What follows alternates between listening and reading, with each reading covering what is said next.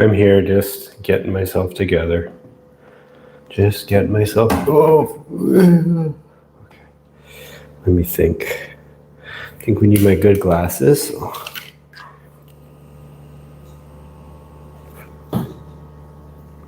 We'll upgrade my glasses.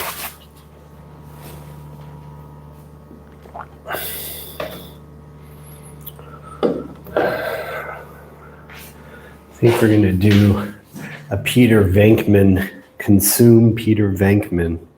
Here's my good glasses.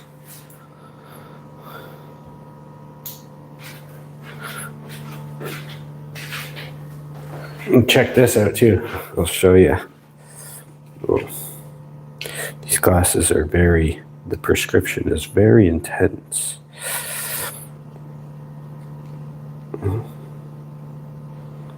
I'm pretty stoked. You guys will be the first ones to see this thing here.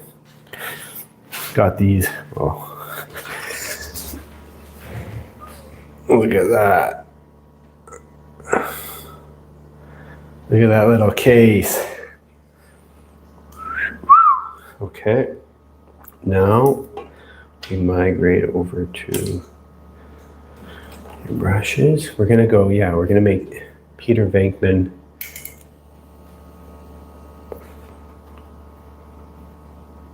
Peter Venkman consume.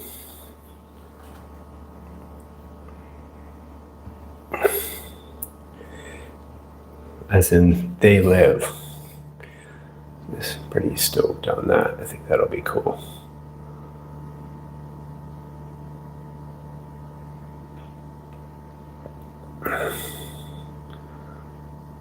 A little harder outside here. Pretty big eyes.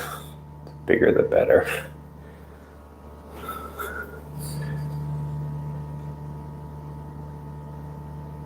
Peter Venkman. That'd be a good pseudonym. Peter Venkman.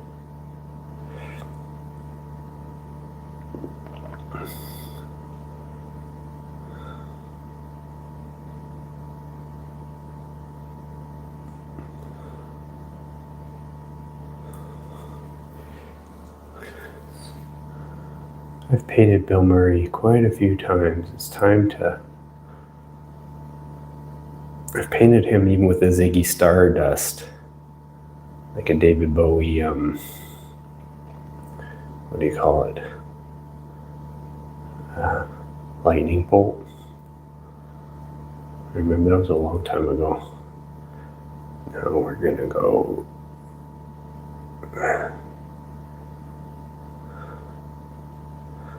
All right, so I'm still, a couple days later, I actually went away for a couple days. I aged as well by a year, and I had some time to think and go over my thoughts and figure out what's happening with this direction, because I'm kind of diving pretty hard into these cards. At the same time, they bring a lot of, they make me feel young's actually not the right way to describe it. I just feel, and it's not excitement, although excitement is there. It's I just think they're really fun. It's almost like it's like a novelty that I'm willing to kind of like back and put some energy behind. Usually like a novelty just ends up being one painting. When I have like a novel idea that's just silly and fun and whatever, and you paint it and let it go. With these like art cards, there's kind of more to it. There's more to it. And I was thinking about it quite a lot, and it's like I just really like to paint small. And so if there's like some sort of energy and like kind of push behind that, I just saw another artist, can't remember, artist that, pretty big fish, starting to do them. They were indicating that they're only doing so many, whereas for me, it's like, oh, I'll do as many as humanly possible until the steam runs out. Let's go here.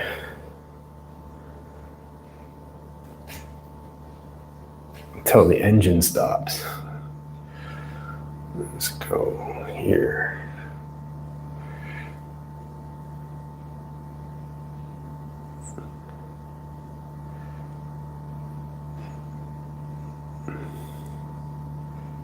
Peter Venkman. Let's get that blue going right now. Let's go darker first and then brighten it up as you go along.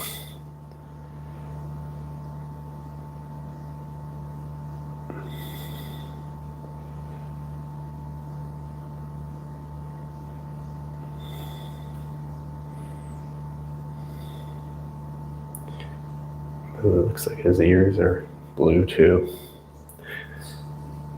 Got like a standard reference Google search image of John. Whenever they referred to him, they're referred to as aliens, which I guess is kind of accurate, but I feel like they reflect like zombies more, but they're not zombies. But aliens doesn't really do it justice. But I guess that's what they are.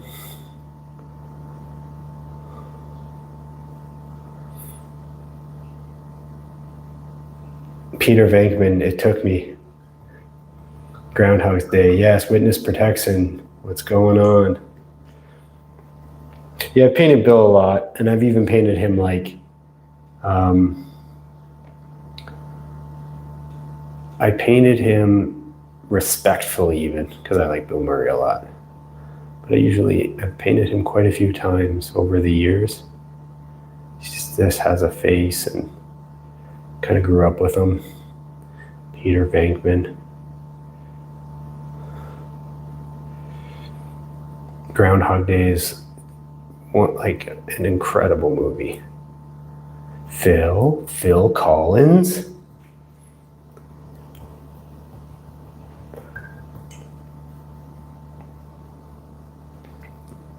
It's so good, like you remember names. Although I don't know his name in the movie.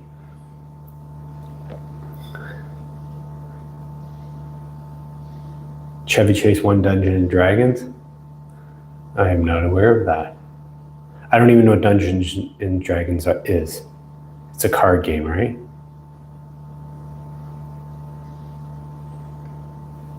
I never had any sort of experience with it, like on any level, like the magic stuff, the cards, even Pokemon. It just kind of came out a little later than when I grew up. We had hockey cards and baseball cards. That's my like affinity for these little cards, and I just think that original art or cards created by artists that just really like makes my wheels spin. It makes me really excited, especially if we as a collective, if people that have appreciation for art can get some movement behind this, where artists are able to create their own cards, their art cards, and then it picks up traction where they become somewhat in demand, or like a collectible. And the more artists that we get on board, especially the big fish, if we can kind of convince them, they do some. Because I really think even if they price theirs higher or whatever, they'll still be accessible in relation to what they typically sell their art for.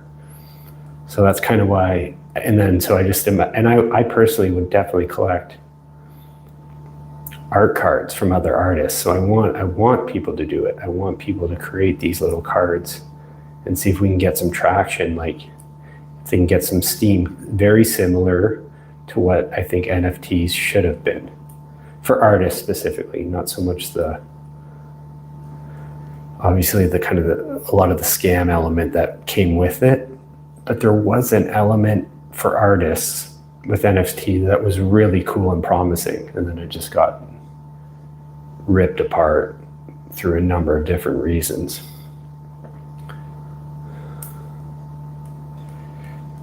But if you actually get something this time, maybe there can be some sort of movement for just another way for artists to create and find homes for their works.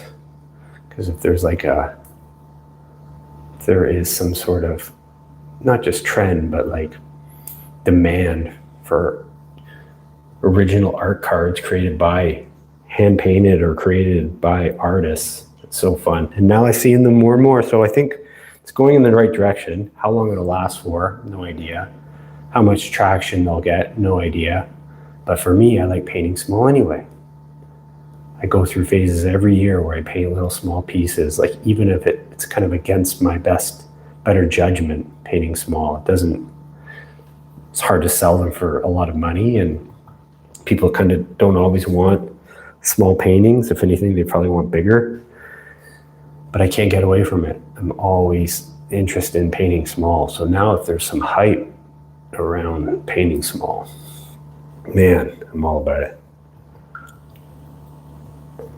That's my logic.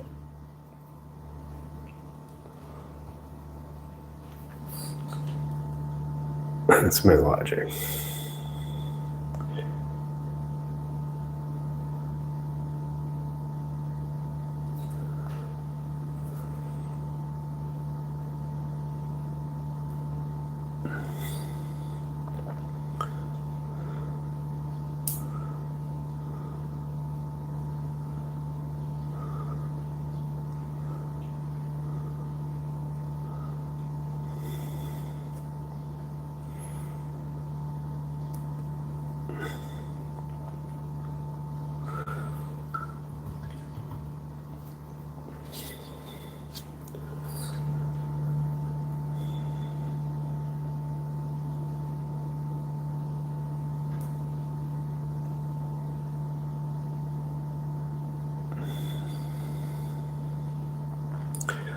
Go harder in the blues. So it's kind of like, here's the starting point. You got everything in place now. And now it's time to like refine. So we kind of know we have like the mouth and eyes in place. We can kind of shift them if needed. It's kind of good enough for now. I think there's some more depth where the cheekbones and the jawbone are meeting, so this will be darker. Same with around the sides of the face, in the ears too.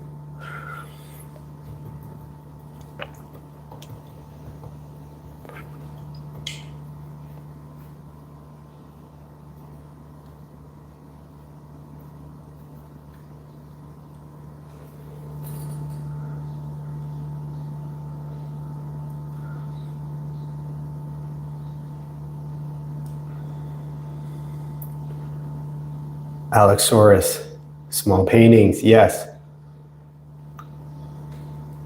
Small paintings are, man, they're just so great for so many. I think they're really good for building up ideas, and I can literally talk about them for hours.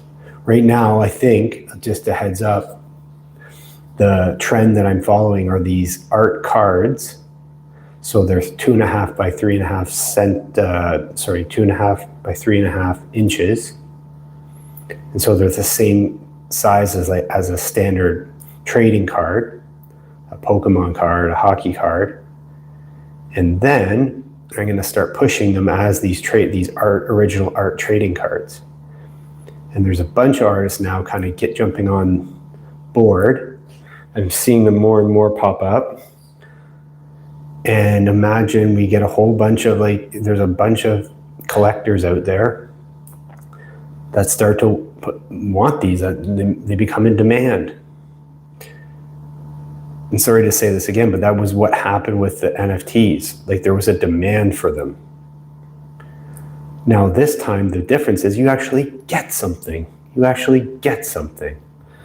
So that's what makes me excited. And I like to paint small. So when there's things that are aligning for me personally, where I just it's just fun. It's just when you paint small, it's really fun. I think because here's what I think, you're in full control. Right now I have all my micro strokes of the brush, I'm in control. I have it taped off, and it's I'm in my own little world that I have complete control over. And you can really experiment with complete abandon and with no sort of, you lose any sort of pressure.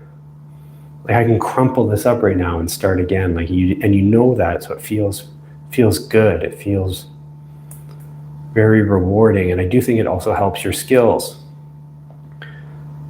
I think painting larger also helps your skills, but so does painting small.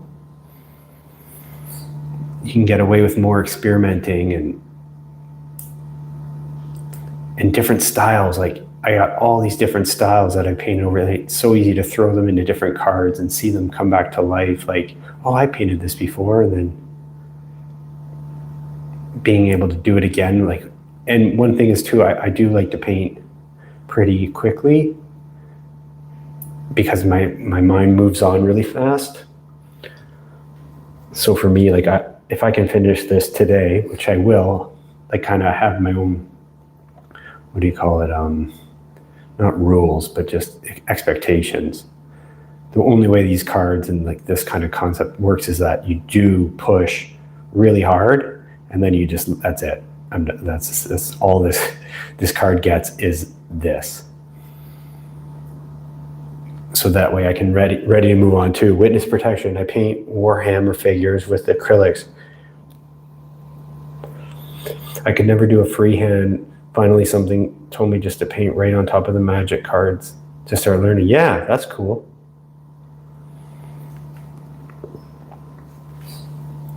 Yeah, and even start, I'm a huge advocate, which you'll get some pushback from other people, but try tracing. Trace one of the characters from the magic cards onto a blank piece of paper, sheet or whatever, and then fill it in. You trace it, then fill it in. And I've learned a lot. I used to paint a lot of, I still do, but the Transformers helmets. And when I first started doing the Transformer helmet, it was overwhelming. And I traced the first one. And after tracing it for the first time, I never had to trace it again. I feel I learned a lot just from the initial tracing. Another way to paint and feel good about it is gridding, using a grid method. I won't get into it, but you can just YouTube it, using a grid to paint.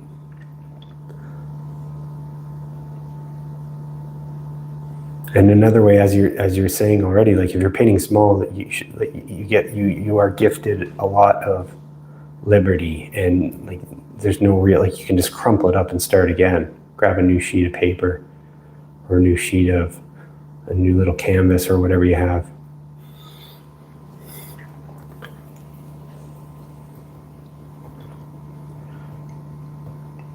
Okay, so now I'm even further along than I was. Let's go harder on the red to lock it in. We'll do the start with the dark. I use liquid with this process so it can help dry. Get your brush right. Get your brush right.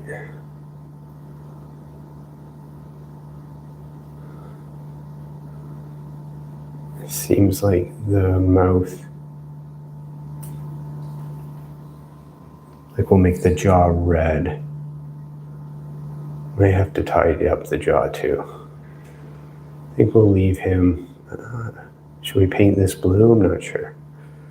We'll go around the eyes too.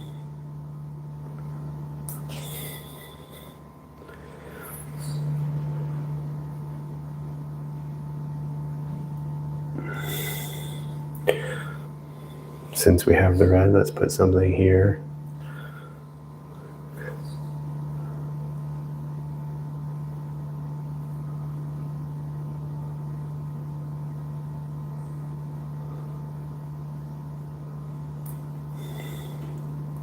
Don't really like this jaw.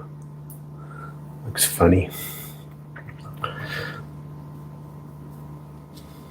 I guess I'll say this till the day I die, but the whole process is, right now you're seeing me deal with something I don't like. I don't like this jaw, I don't like how it looks. But you paint, so I'm putting some paint literally on the paper. And now you fix it. Or instead of adding more, we're going to take away. So let's clean it up. Let me pull away. And that doesn't even necessarily mean just because you pull it away doesn't mean you're making it better, but you're going to get closer to get it landing to where it needs to be. And because I actually don't know what the problem is yet. I'm not sure what the problem is. But I think it's like kind of one of the best things I can offer to somebody watching is when I run into a problem, how do I fix it? Because I think that's what painting is. It's a series of problem solving. It's just way more enjoyable than you're typically used to. Because if you progress, it's very rewarding. But it's all a series of problem solving. Problems and then solutions. And you get better too as you go along. Like the more you paint, the better you get. So the whole thing is super gratifying, super satisfying. So if I can offer when I'm running into problems and then literally show you the solutions, it's kind of really at the end of the day, the only thing I can really offer that's of value other than my ramblings.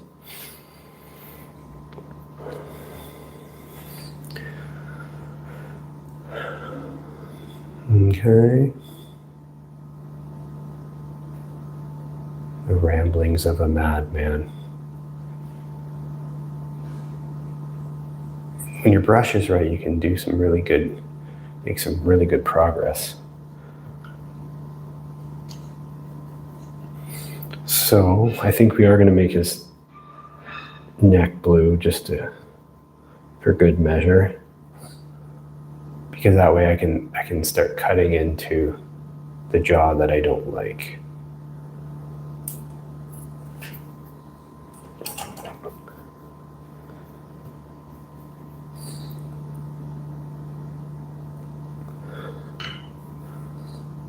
I think it's just too square. I might even have to go back to my Bill Murray photo to see what his jaw is doing.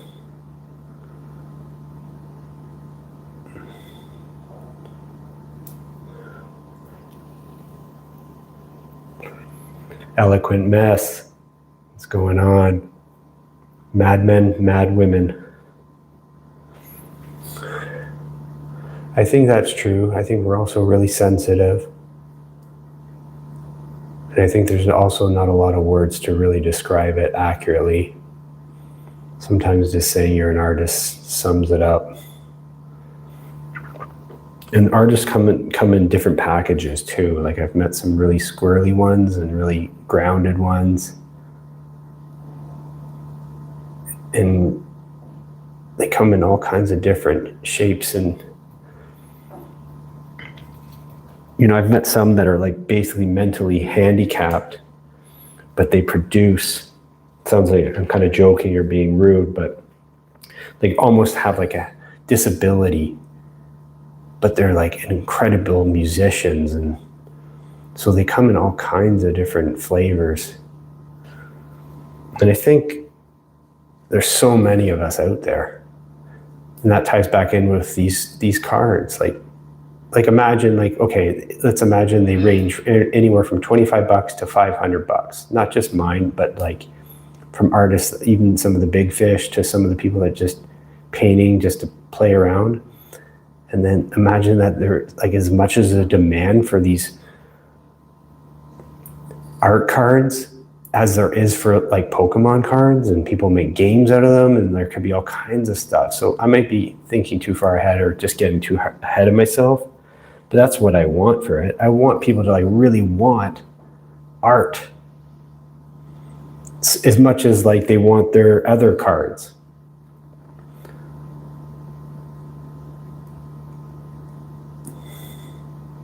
And for me personally, I like little things on my wall. I'm a weirdo like that. So that's why I've always been painting like these small things for years. But now with this resurgence or this energy around art cards, oh, sorry, I can't stop talking about it. Just excited. So you can see I've been fixing up my jaw, which is the main problem. At least it's somewhat symmetrical. Give myself that. We'll make the obey. It's kind of yellowy. I guess I gotta add some yellow.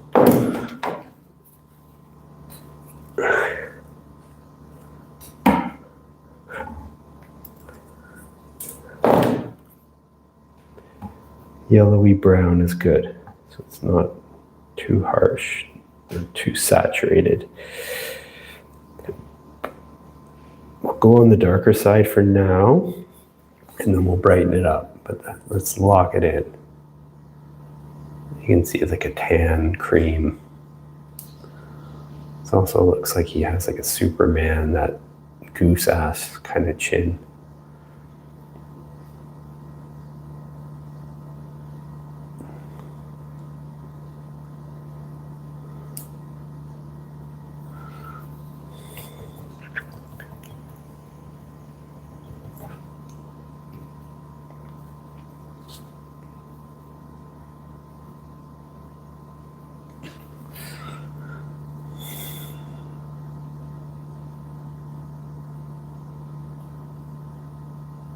Just figure out the teeth. So first you figure out the basic shape. I don't even care about the color at the moment. This looks too gray.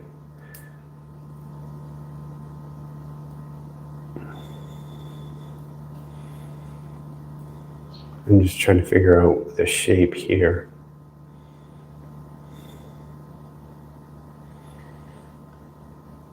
And there is some darkness in there, actually.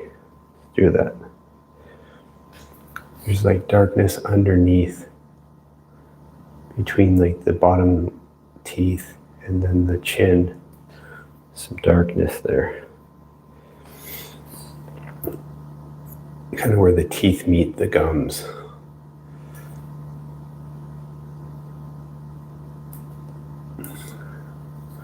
I think there's some also red in the neck based on this reference I got. This reference I'm using looks like a mask, like a Halloween mask or something. So I don't think it's like the same exact as the movie. Mr. G 360, appreciate you. Let's go here. And maybe we'll do some recess it here and here, but keep like the bottom going out. Try to make the jaw symmetrical. Doesn't have to be mirror, but just like organically correct. It doesn't have to be correct, it just has to look good. Standard. Doesn't have to be correct, just needs to be good, look good.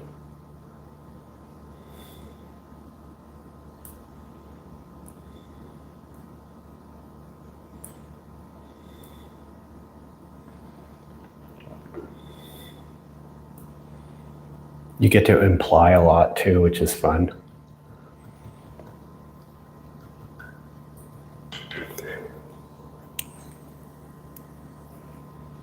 Let's hit the blue again hard. Maybe more pigment, less liquid. So it's more, it's going to cover more easier. A little brighter, but not too bright. We want this to be like in the middle somewhere. The middle value of the blue, of the face, everything. And we'll just hit it so it doesn't have any liquid, or less rather. My brush is right, and I'm applying it on thick.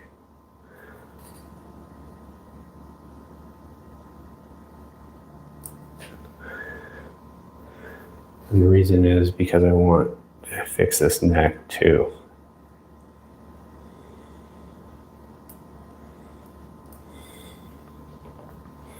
We'll just pick where the highlights are.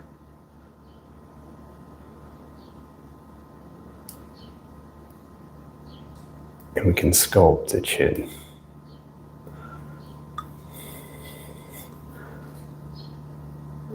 Highlights are around the eye sockets.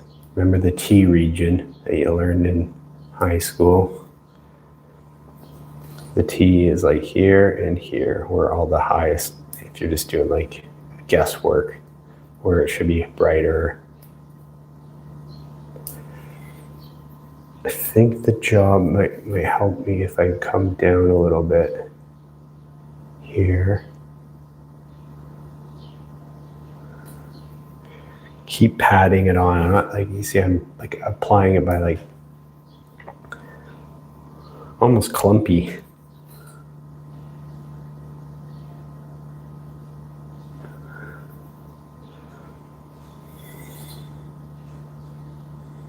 And then we can tighten up these red marks too, once and for all. But the clumpy texture too, I'm going to get a lot out of that. This kind of like impasto-y, micro impasto.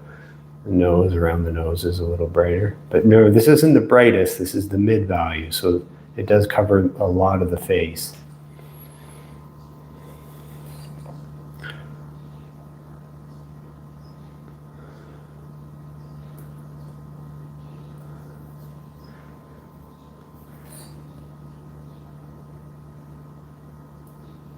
And at this point, now that you have your own little painting, you can kind of even migrate away. You can start distancing yourself from trying to really capture that reference photo you got and just work with what you have, what you've created, and make yours make sense. Because you're dealing with something that's very abstract in nature, what I mean by that is not like abstract art, but like the reference image, like painting a zombie, an alien skull face, Peter Vink is your own creation. So at some point, you can depart. The reference only has so much power when you're creating something that's this abstract. And when you kind of get lost, and then you go back to it, see if you. But at this point, I think we can just go from whatever is going to look the best, moving forward. That's always a nice feeling. That's why it's worth mentioning. Like I like when it's like, okay, here we got something. Now let's take it wherever it needs to go.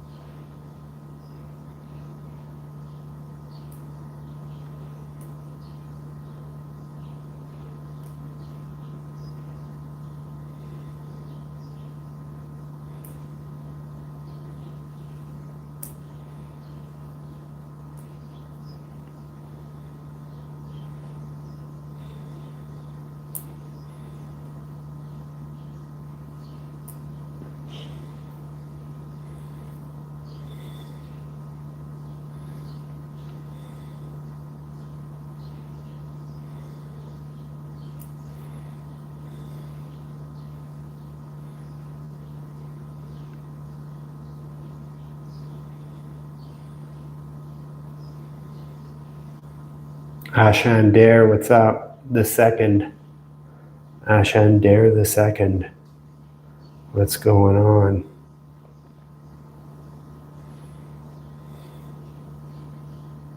So he's got these high cheekbones. And remember, about 20 minutes ago, I was telling you about how it's all problem solving. So I'm starting to go, okay, we're getting closer to being at least okay with this jaw.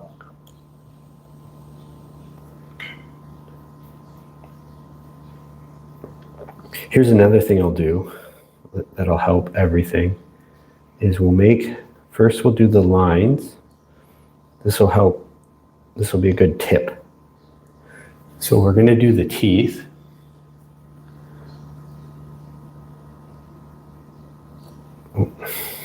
More paint.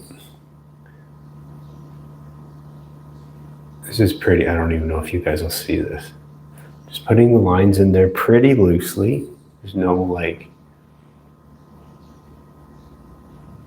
there's some defining marks. But my point is I'm putting in the dark, like the lines in between the teeth first.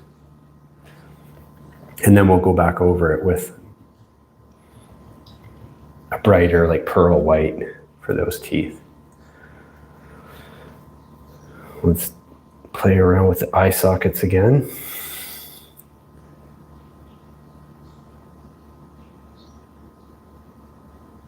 You do want some symmetry, so let's get that symmetry in there now. We do want like the skull socket look, so let's get that in there. Remember, we're diverting at this point from the reference, so we're just doing whatever we want at this point, whatever looks good.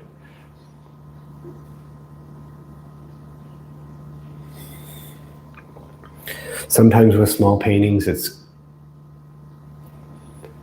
you might need to exaggerate some things, otherwise it's really not visible.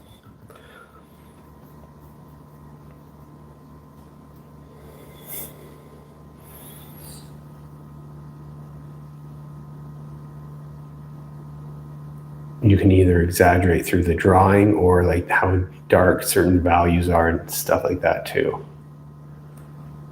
Because when people are looking at it, they're not really holding it up close to the face. They are still looking at it like, from afar, typically. With these though, they might put them in their hand and look at it closely, but your first introduction to them will probably be from afar, especially if they end up on a wall. So you want to exaggerate. You want things to jump.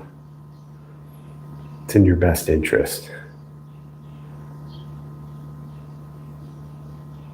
Let's bring like a hairline, like a sideburns. Kind of looks now he's turning into like some sort of punk rocker. Maybe.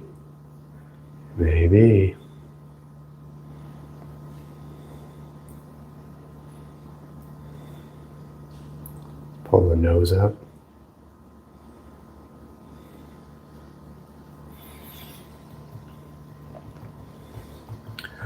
Let's hit the red again. I need a different red though. Let's get my dark cherry red. Maybe just cherry red, not dark cherry. This is a thicker pigment, like a heavier pigment, so it should be able to.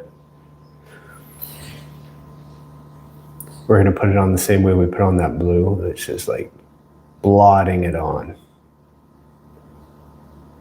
It really works with this pattern because it's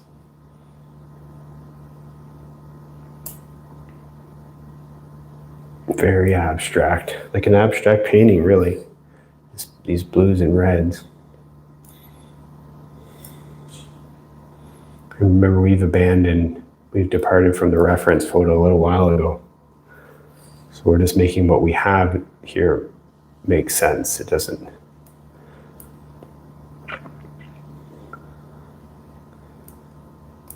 It's your own creation at this point.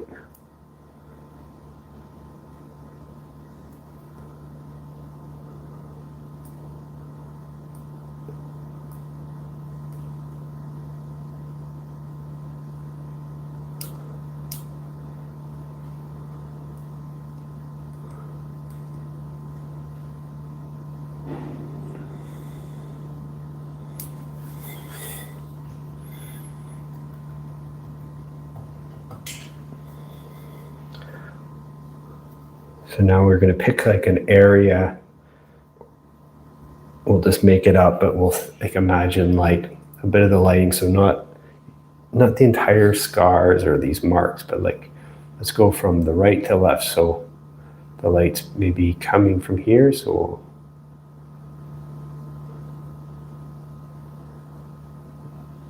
and from top to top down, maybe left to right, just implying some depth. Ooh.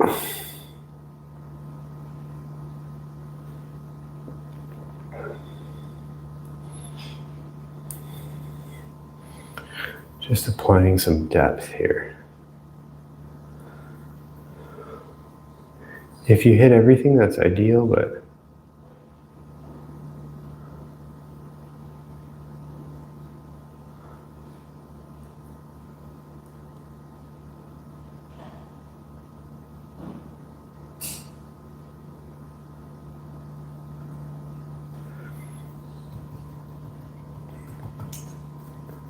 and if those eye sockets look a little too big, we can tidy, kind of calm them down with a little bit of red around it.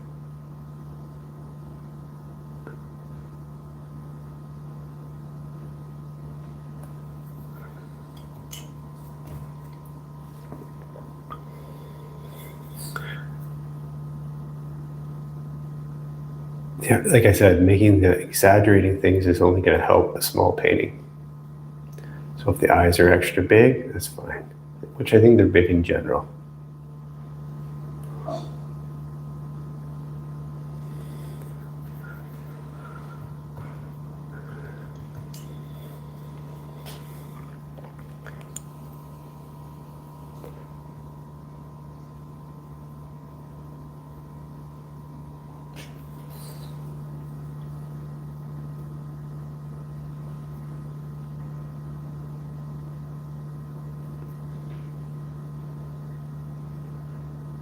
Some parts might be too wet to really hit it hard.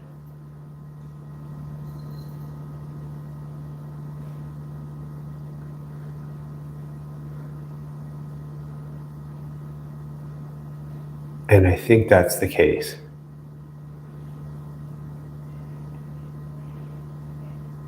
Some parts, like I can push myself, but I'm just kind of thinking out loud, what do I really need to do here? So if we are going to hit this in a different session, which I think is going to happen, let me get the darkest of darks in there then. So I can let them dry and then hit them hard later. The darkest of darks.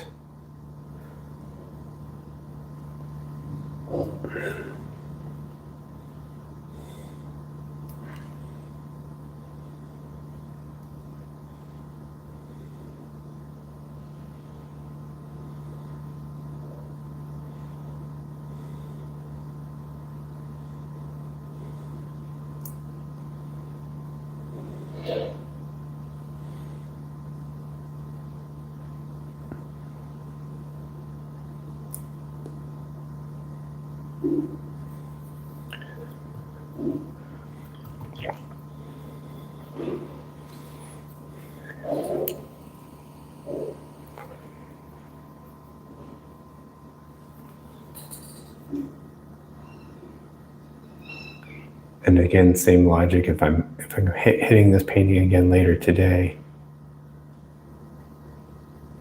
which I will be, let's get some texture by, I'm like applying it by blotting it, very small strokes.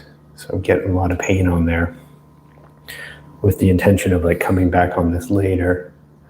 I think his eyes are silver, so we might want to do like a silvery gray.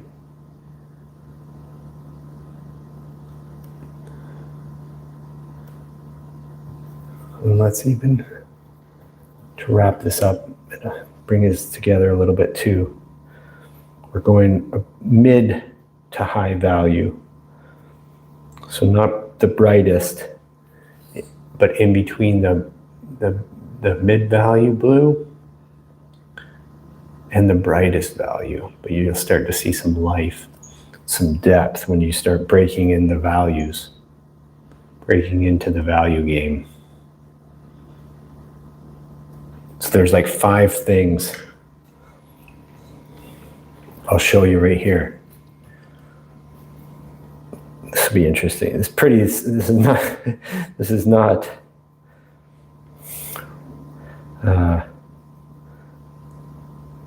Super deep, but I think it's just, for me, I just find it to be really how I think about things. So let's just talk about the blues. Here's the darkest. When I'm just talking about the face, there might be some black in there, but that's even like going another level. So let's do that. No, I'm going to keep it simple first. Let me try to articulate this. Then you have my main blue that I did for the face in the beginning, which is in the middle. So it's not dark, it's not light, it's the middle value of the face. So we're only talking about this face. Here, it's right here.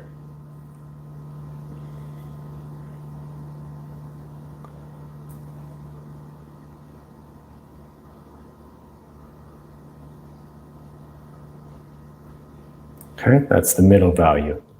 Then you have just what I just added to start this conversation, this brighter value of the of the face, right here.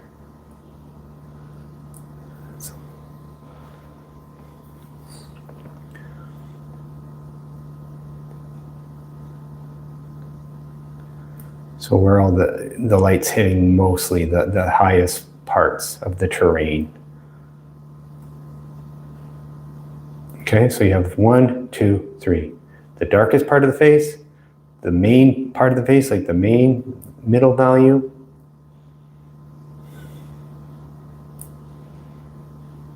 And then the highlight.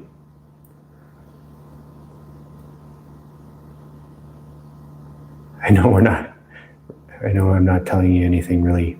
I just find it to be super, super helpful for depth and realism. Now what you want to do is somewhere in the middle. So now you got 1, 2, 3, we're going to make it 5. And this is why I thought it was worth mentioning. So let's go somewhere in the middle.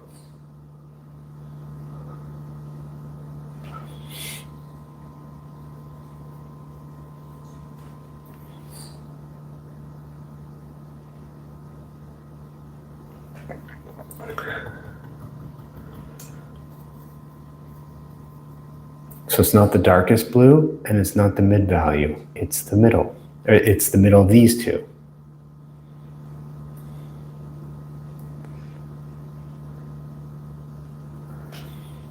Same thing applies for the other side. Let's go to the middle bright.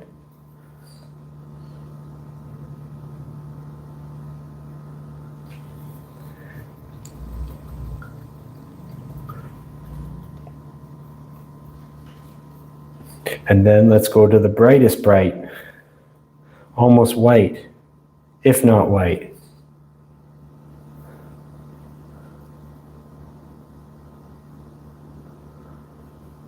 Be selective. Always leave yourself some room too. Tone it down in some areas, brighten it up in some areas. But look at that depth. Look how it all of a sudden playing in this color, in this wheel, and then you go like this. So this is my whole point. Then go.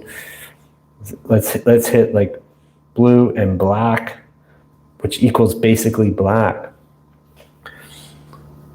So you have some like real, maybe some shadow from the hair. Clean up those eye sockets. Clean up the mouth. Some of the line underneath the jaw.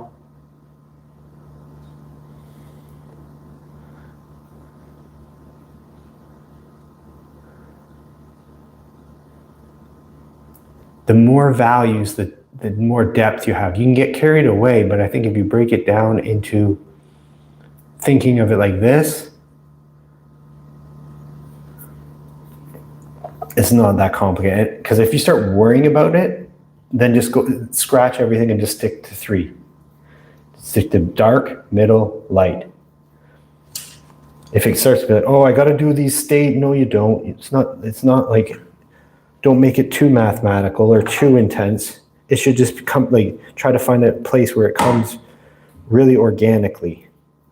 So I just took blue right out of the tube to kind of start fresh, like to show you how, like, I just went through all that, but here's blue out of the tube. This is just blue out of the tube. I'm going to use some of it now that I have it out. So I got blue out of the tube.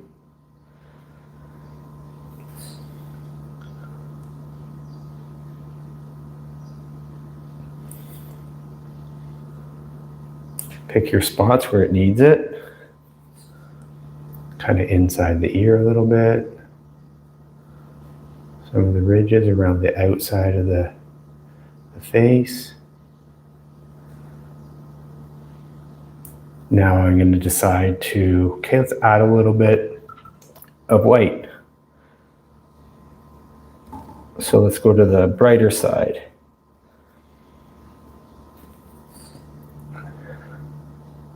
Right, blue out of the tube, a little white with it.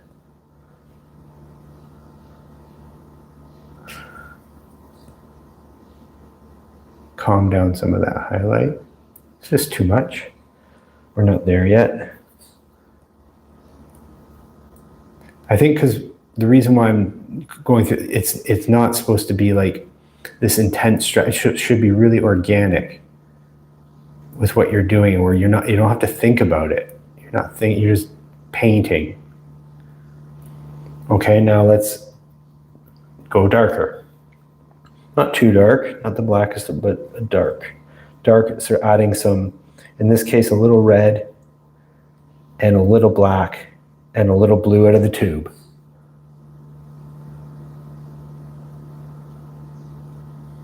Okay, now we're just going back around.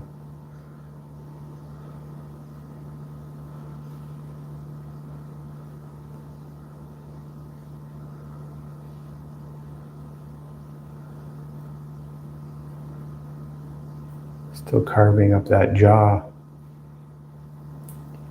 Anywhere it needs fixing. Okay, so you have those 3 values. The horror gamer, what's going on? Do this, I did the same thing with the red earlier. Now let's go brighter. Add some white to this one. Add some white to this one.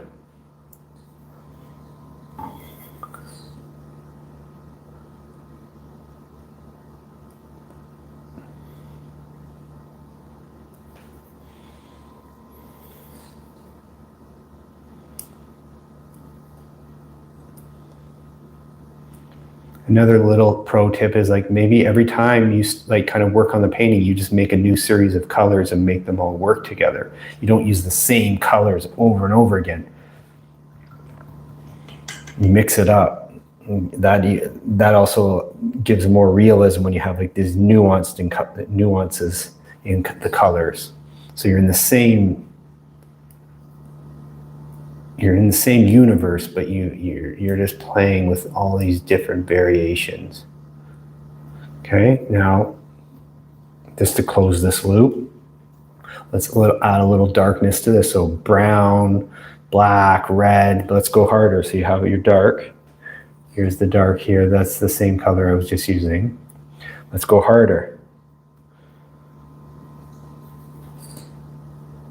That's quite black, but that's a multiple colors. As long as it's darker than this one, you're good. So now you got back to the 5.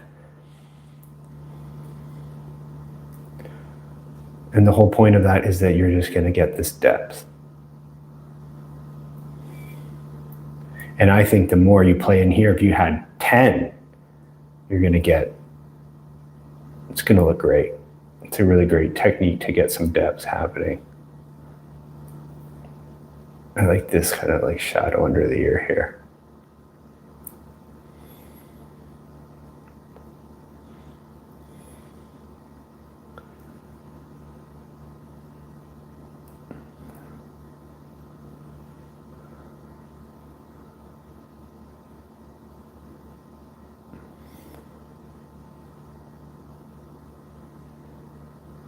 Let's give him more zombie eyes. Dawn of the Dead eyes. We'll abort and create kind of our own thing here. Let's hit some darkness in some of these reds.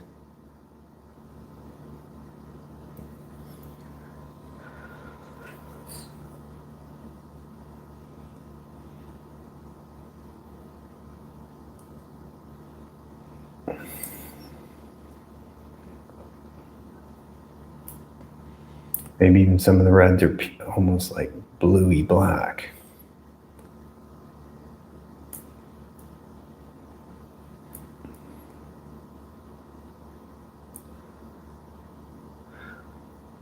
What's happening here? Let's go higher. That skull really cleaned up. Let's add some depth here. So it's all kind of always the same kind of principle, to be honest. Just you have your mid color, your main color of the face, then you go dark, then you go light. Just like start with 3. Maybe it's just a slightly different way of how you typically think of it, or maybe it's exactly how you think of it. But regardless, I just think it's the best way to get the depth that you're hoping or looking for. And I clearly acknowledge that we're not talking rocket science here.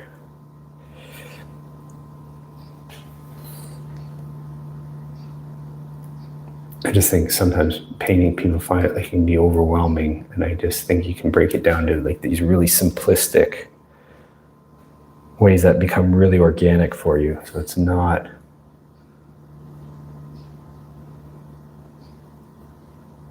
overwhelming.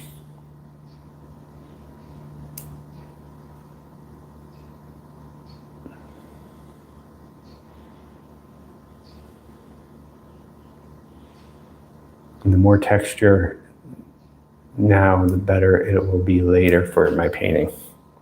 So if I get these clumps here, coming back to these clumps will be helpful, meaning more paint on it. Same with the hair. Let's do the hair then before we'll do it very illustration style, meaning I won't even look at the reference. Let's just pick the hair direction. It might be too bright, but let's try. This is these like standard, like cartoonish markings is what we're going to go for, and then we'll change the direction. But with smaller pieces, it really works well. So we just keep changing the direction of the hair. It's probably too bright, but let's call that the main value, and then we'll go darker and lighter. There might end up being more darker than lighter, but that's fine. So let's go back.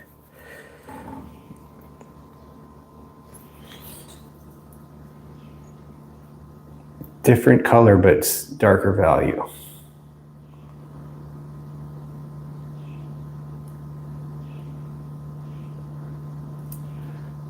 They're very cartoonish markings, but they're setting the direction of the hair. And again, this will be a nice place for me to pick up when I finish the piece later today. Anything in the suit, I might have to go back to Bill Murray's reference for that. Let me, 1 second.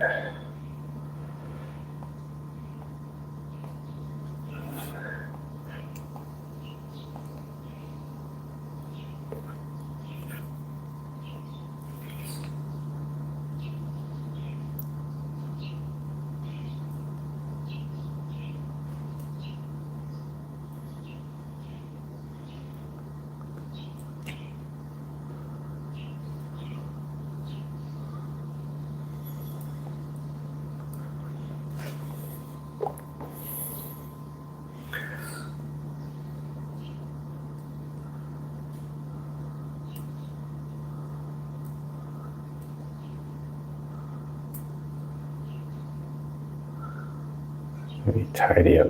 I say almost like the hair, like the direction. You're making these marks to set the direction of the clothes, how they're folding, how they're lying.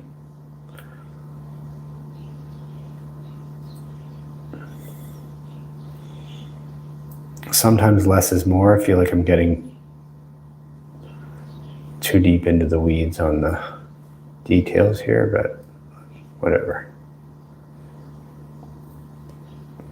Like it might even be better to change my brush even, because I kind of want the clothes to be, let's see.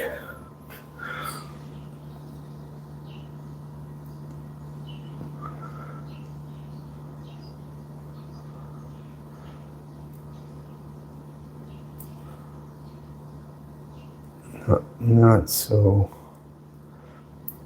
One, I'm looking for ease here. I don't mind putting in the details on the face, but the clothes, I want it to look good, as easy as possible. So work with those lines I got by adding.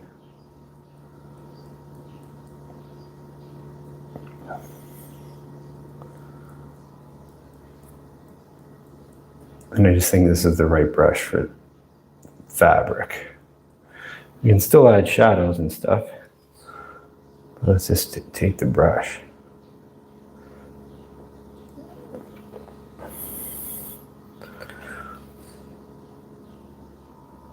And I am back to looking at my Peter Venkman reference. Where are the folds? Where's the darkest shadows? Let's get the darkest in there.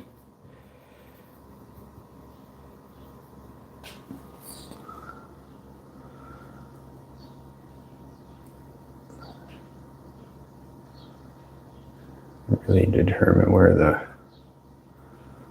folds are. This is bothering me.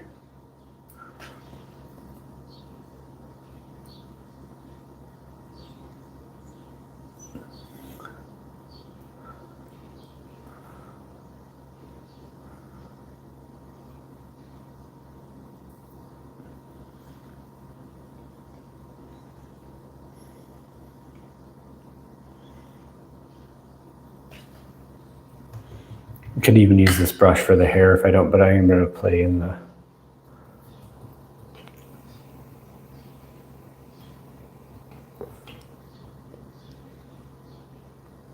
Yeah, it's totally, you're bang on. Ashan.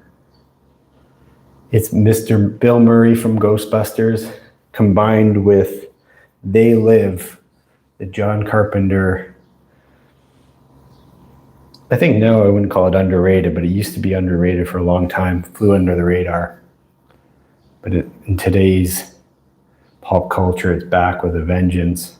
Most likely because of Mr. Shepard Fairey. But I think it's even taken on its own, like it's come a long way.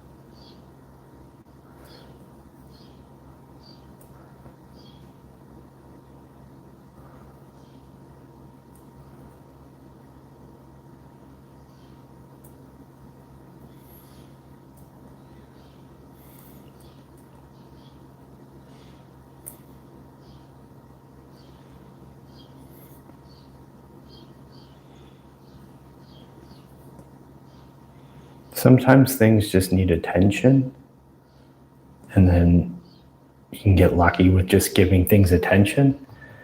Sometimes things need strategy, and then strategy and attention. Sometimes things just come really easy. Like, oh, that's good. I'm happy with that. There's a bunch of different things that happen in the painting. Like sometimes you really do just get lucky with putting some paint on the canvas. Like, oh, it just starts to look good. And then some things need to be reworked, repainted. New reference, like I'm just not landing it. But to bring things full circle, that's kind of the fun part with these like little mini paintings. I kind of don't give a shit. Like I want it to look good, but there's like this detachment where I go, I'm happy with that. I say that a lot easier than when I'm working on something a little larger. I don't let myself get away with it as much. So sometimes giving myself that kind of freedom ends up helping my work and my progress and all kinds of stuff. So let's bring in everything to the full circle from what I first was talking about on this video.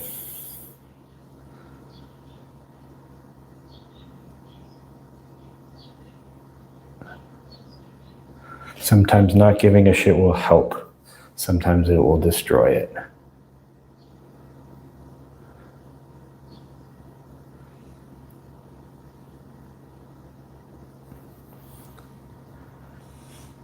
I think what we'll do now is we'll give him, just for good measure, let's do a glow.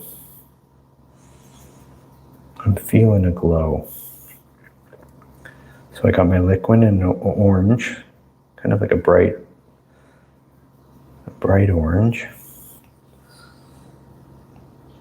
And let's just go for it. Don't think, just do it.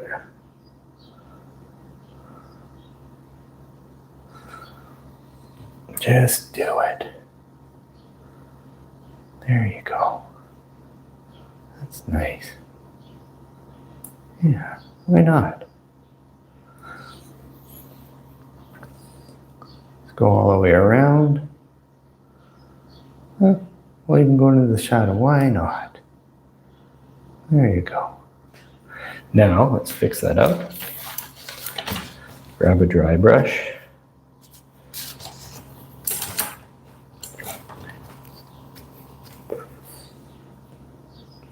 Let's feather that out a little bit.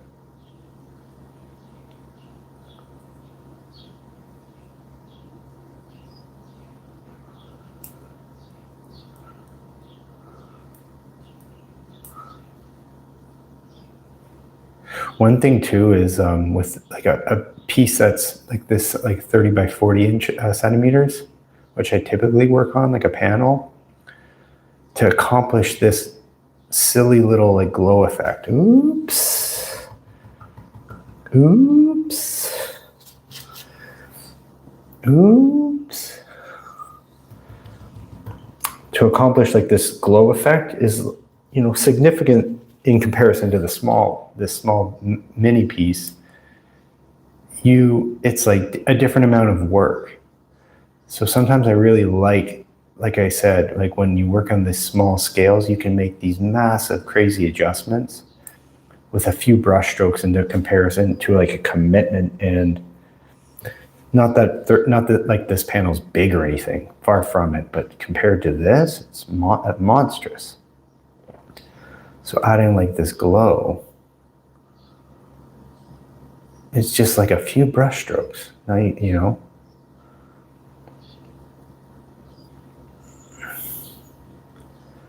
And I like that. Like I love being able to transform something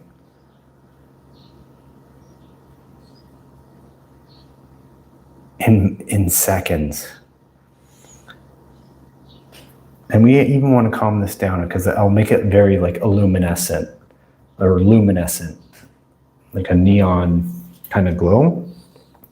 So I just clean this brush. It's probably like 90% dry. There's a little mineral spirits on there, so I'm just pulling it off a little bit. Let's diffuse the edges here.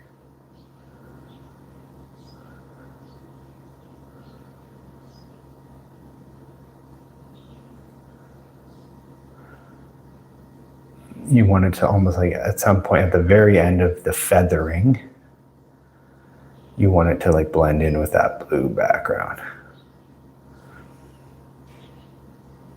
There, okay.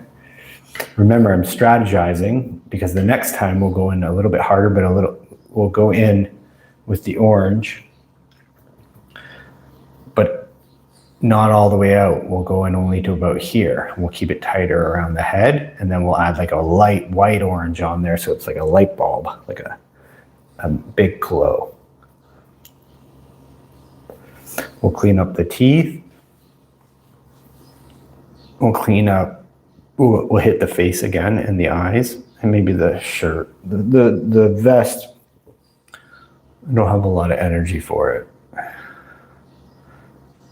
Sorry, the jacket rather. But I think it needs it, so we'll keep tidying that up.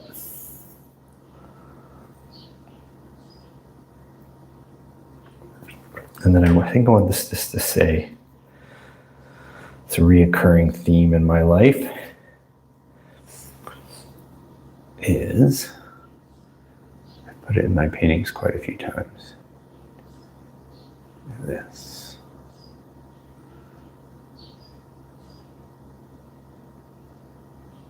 Especially my minis.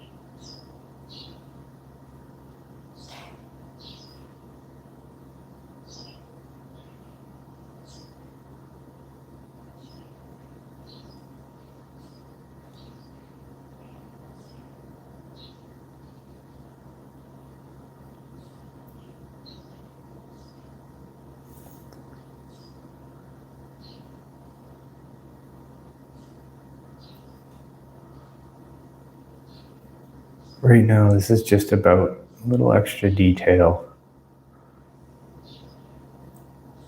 for good measure. Borg.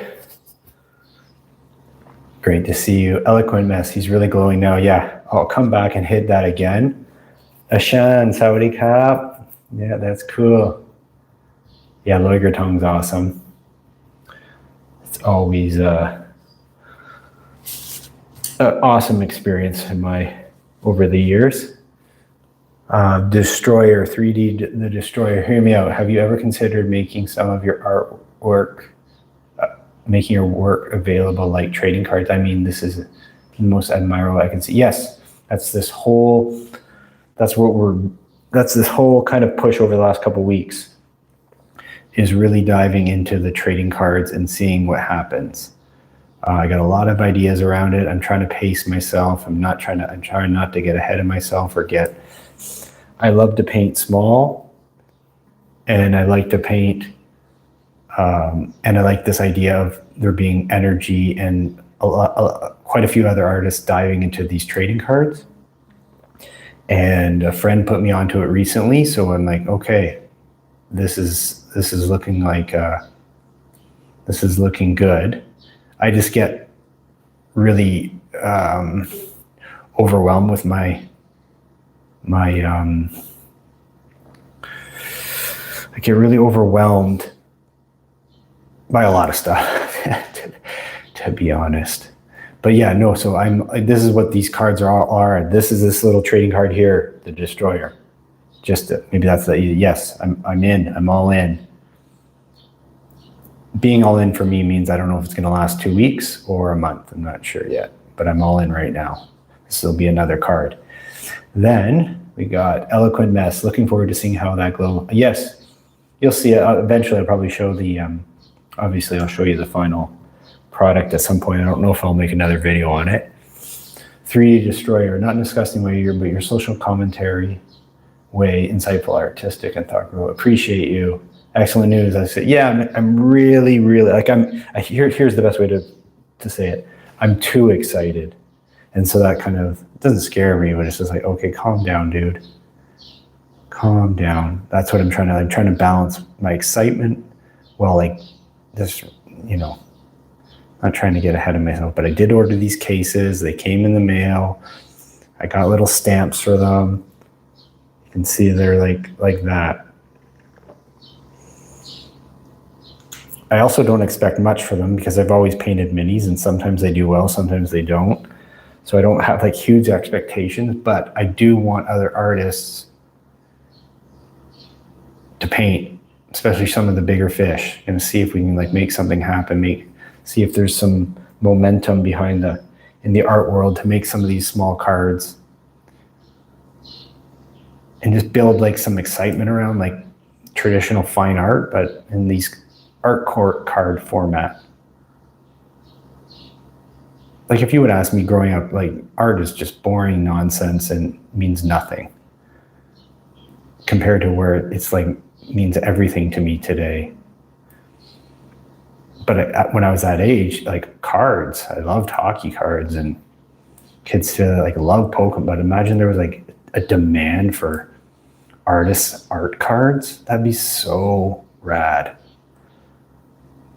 And I'm sure there's some artists that are doing it now that there is that demand. So don't get it twisted. I know that there's some artists, some big fish too, that are doing them already. And that's just such a good sign. Because if you can kind of get like the general masses, not people that are just interested in art, they're already in.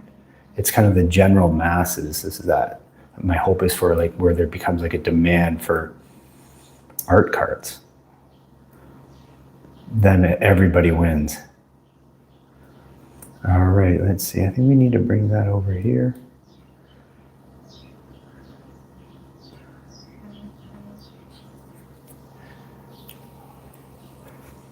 Let's hit this one more time.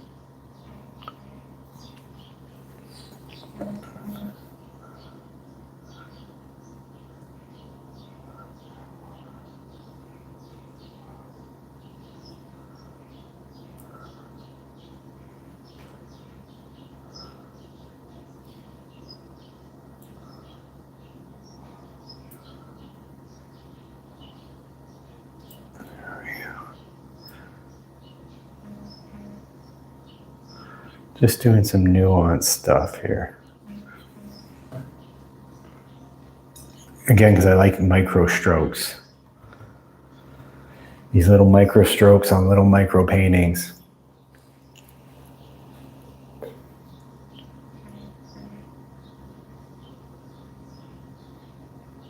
Okay, so right now they're all going to be originals. The Destroyer, 3D The Destroyer, talking to you.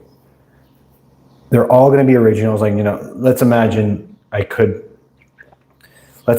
get 30. I think I can get 30 because I think I got about 10. So I got 10 painted. They're 500. Oh, sorry, 500. I just read your thing. So I got 10. Let's say I get to 30. Maybe if there's some energy around it and I can move them well and they're fun, like I get to 50. Okay, all original painted. Then at that point, if things keep moving and I keep going, then maybe we go to print.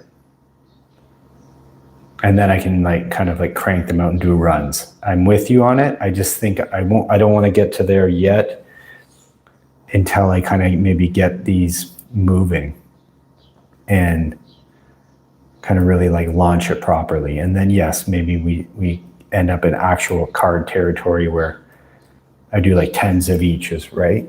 Yes, I'm with you. I'm with you.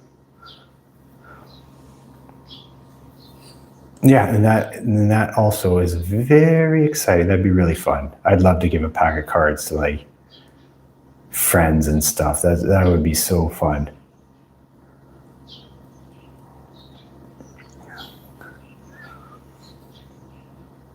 Because even like this one, imagine you end up getting this one, 3D the Destroyer, like kind of like having cards where you get like, oh, you got.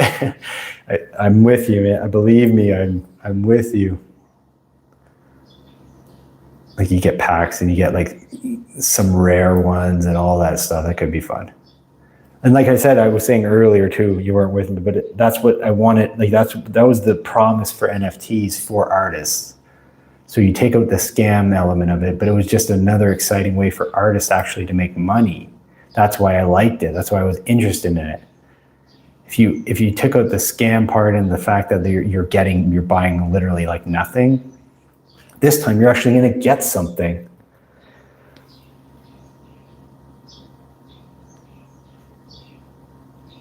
You got to start picking some that you're happy with. Let's say 2 or 3 a week. Yeah. Will do. I keep playing around with these and I just think sometimes it's like I can get too carried away in a direction that's not going to be very in my best interest. Like sometimes when I'm painting small, I'm like, dude, you should be painting like at the end of the day, it can be almost a bit of a deficit or like a liability.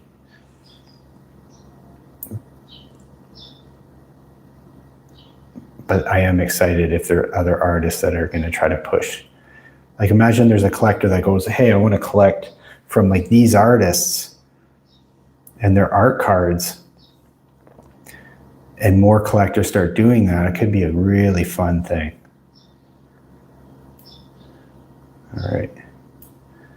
Well, I think it does need a little more work, but I think I will benefit a lot if I let this sit in front of a fan for a couple hours.